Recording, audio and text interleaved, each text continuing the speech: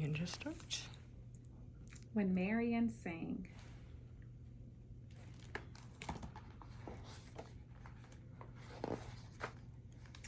When Marian sang, the true recital of Marian Anderson, the voice of a century.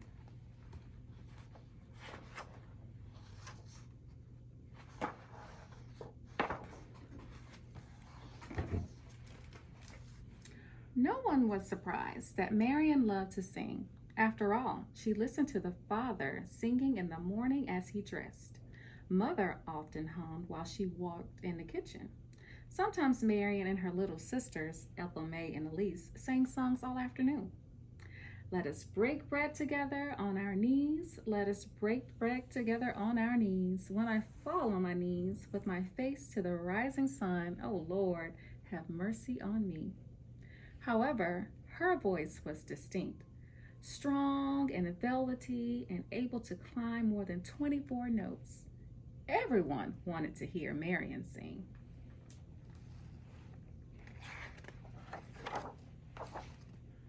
Alexander Robinson, the choir director at the Union Baptist Church in South Philadelphia, wanted to hear Marian sing even though she was not quite 8 years old and sometimes sang too loud.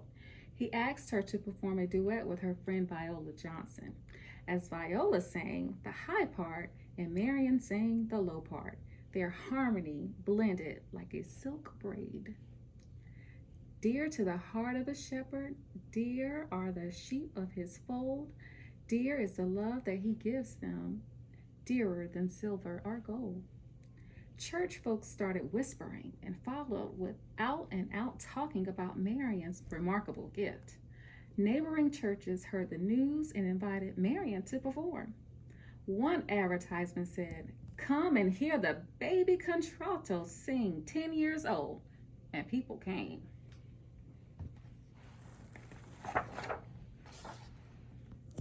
When Marian sang, it was often her eyes closed, as if finding the music from within.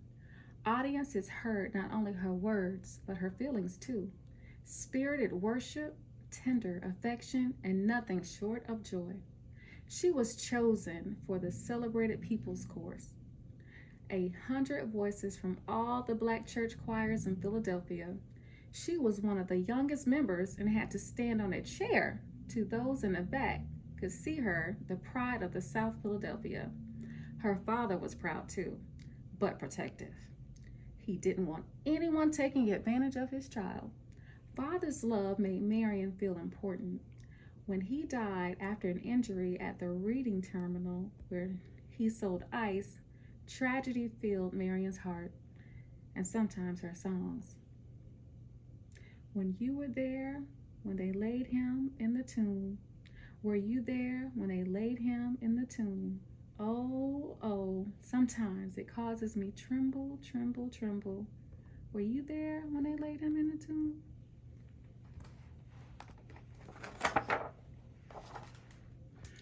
Mother was happy for Marian's success, but reminded her that no matter what she studied, to take a little extra time and do it well. Marian didn't need extra encouragement when it came to singing. She practiced her part of each song and often learned all the other parts too. For her, music was serious business, and more than anything, she hoped to someday go to a music school. Church member promised tuition for our Marian if she was accepted. Since father's death, Marian worked odd jobs and sang in concert programs in order to help support her family. It wasn't until 1915, when Marian was 18, that she finally went to music school and patiently waited in line for an application. But the girl behind the counter helped everyone except Marian. She was invisible. Finally, the girl said, "We don't take colored." Her voice sounded like a steel door clanking shut.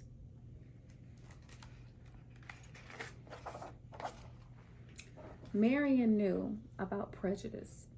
She had seen the trolley drive past her family as they stood at the corner.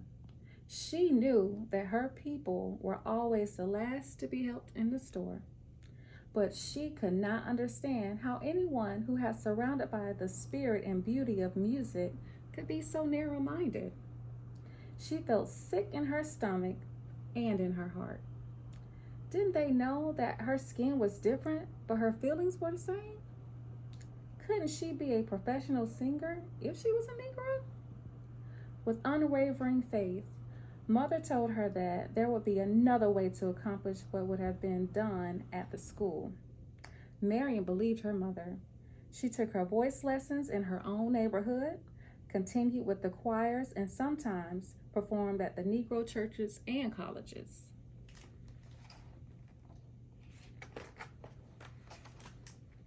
When Marion saw a Metropolitan Opera performance of the tragic opera Madame Butterfly, thoughts of a formal music education again came to mind. How wonderful it would be to sing on a grand stage, act out a dramatic role, and wear beautiful costumes. The passionate music inspired her, and she was determined to study. But opera was simply the sun and the moon, a dream that seemed to be too far away to reach. He's got the wind and the rain in his hands. He's got the sun and the moon right in his hands. He's got the wind and the rain in his hands. He's got the whole world in his hands.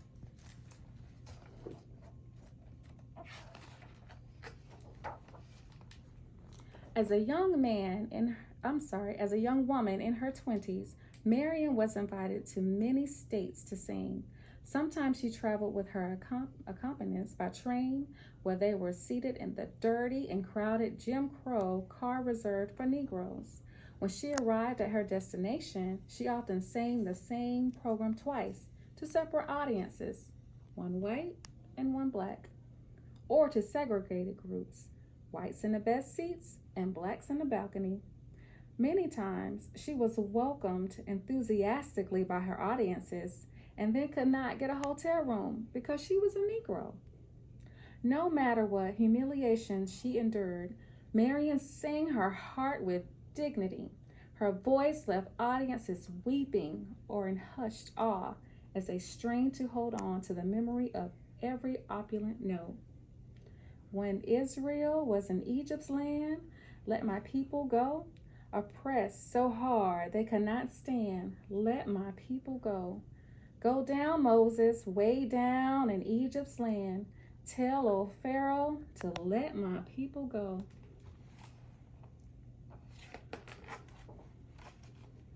Marion still wanted to advance her singing with master teachers.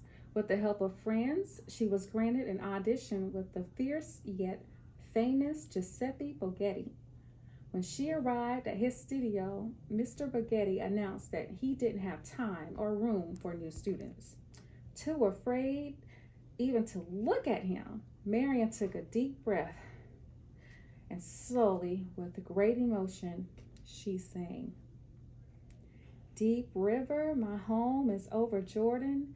Deep river, Lord, I want to cross over into campground. Don't you want to go to that gospel feast? That promised land where all is peace?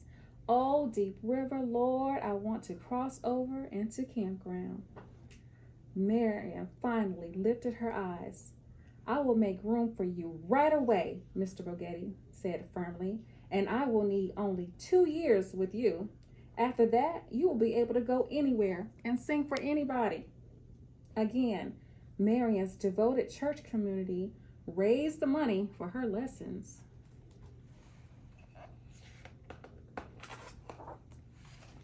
Marion worked with Mr. Borghetti, and sometimes, for practice, she sang scenes from the Italian operas with him. Her recitals now included German songs too, but other languages troubled her. She didn't want simply to sing beautiful words like Dunkel, wie Dunkel, and Wad and Feld. She wanted to know what the words meant. Dark, how dark in the woods and the fields. Other Negro singers had gone overseas to develop their voices and to learn foreign languages. Why not her? After all, Europe was different. There, she would be able to sing to mixed audiences and travel without the restrictions put on her people in America. Marion needed to grow, and Mother agreed. A bundle of trepidation and excitement, Marion boarded the Ile de France in October 1927. She had never been so far from her family. She knew her sisters would take good care of Mother, but still, she already felt twinges of homesickness.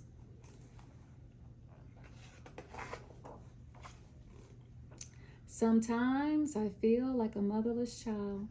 Sometimes I feel like a motherless child. Sometimes I feel like a motherless child. A long ways from home, a long ways from home. Sometimes I feel like I'm almost done. Sometimes I feel like I'm almost gone. Sometimes I feel like I'm almost gone. A long ways from home, a long ways from home. Marion studied and was eventually invited to perform in concert halls in Norway, Sweden, Finland, and Denmark. The enthusiasm of her singing was so overwhelmingly that one newspaper in Sweden called it Marion Viva. Audiences applauded in London, cheered in Paris, and pounded on the stage for encores in Russia. In Austria, the world-famous conductor Arturo Toscani announced that he had heard one was privileged to hear only once in 100 years. Marion felt as if she had finally achieved some success. She even asked Mother if there was anything she wanted that would make her happy, because now Marion could afford to buy it for her. Mother said that all she wanted was for God to hold Marion in the highest of his hands. It seemed like she was already there. Mr. Bugatti had been right. She could go anywhere and sing for anyone.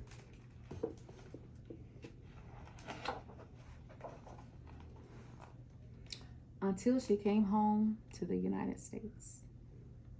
In 1939, Howard University in Washington, D.C. booked a concert with Marian Anderson and began looking for an auditorium big enough to hold the audiences she had attracted. They decided that the 4,000-seat Constitution Hall would be perfect. But the manager of the hall said it wasn't available and no other dates were offered because of their white performers only policy. Marian's agent, Sol Hurok, wrote to the hall manager pointing out that Marian Anderson was one of the greatest living singers of our time, but it did no good. Enraged fans wrote letters to the newspaper. In protest, Eleanor Roosevelt, the First Lady of the United States, resigned from the organization that sponsored Constitution Hall. Howard University then tried to reserve a large high school auditorium from an all-white school. Again, they were denied. Now, teachers were angry and marched in support of Marian in front of the Board of Education. Washington, D.C. was a boiling pot about to spill over. Wasn't there someplace in her own country's capital where Marian Anderson's voice could be heard?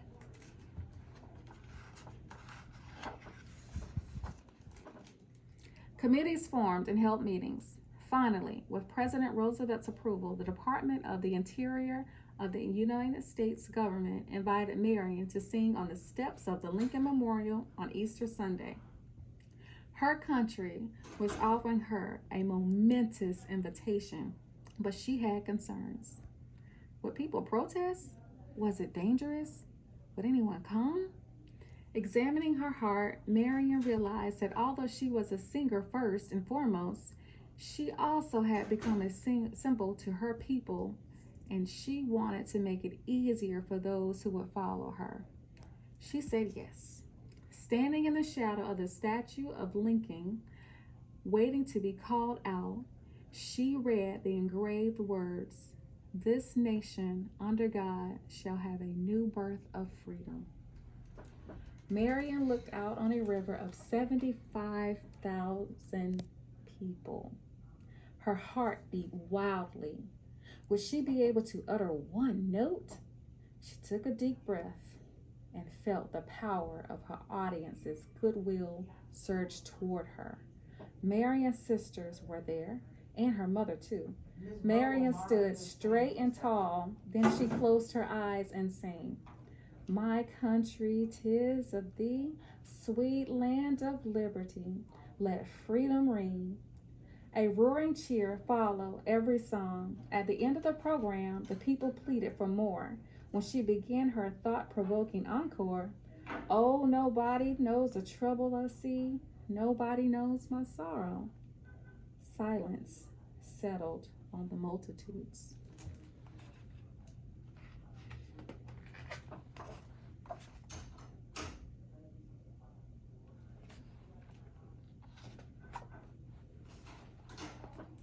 For almost 16 years after the Lincoln Memorial performance, Marion sang for kings and queens, presidents and prime ministers, famous composers and conductors. She received medals, awards, and honorary degrees for her magnificent voice. But there was still one place Marion had not sung. When she was finally invited, a dream came true. Marion wondered how people would react. No Negro singer had ever done such a thing. She would be the first. But she didn't need to worry. After she signed the contract, someone said, "Welcome home." An opening night, excitement charged the air. As Marion waited in the wings, the orchestra began. Her stomach fluttered. She walked onto the stage trembling. She straightened her costume and waited for the pounding music she knew to be her cue. Tonight was her duet with the Metropolitan Opera. At long last, she had reached the sun and the moon. The curtains parted.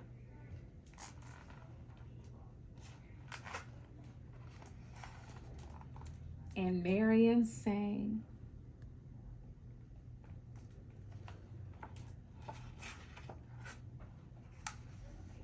The end.